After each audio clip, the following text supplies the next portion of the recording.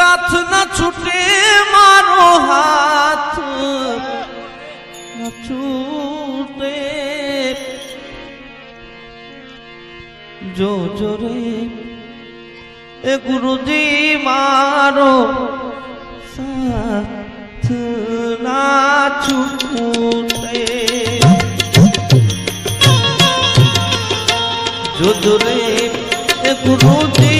मारो साथ ना छूटे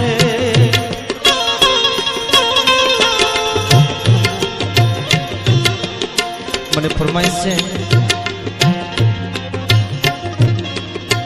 કવિએ ગુરુ અને શિષ્ય વચ્ચે જે સંબંધ છે એ અહીંયા દર્શાવ્યો છે બને એટલું ધ્યાનથી સાંભળજો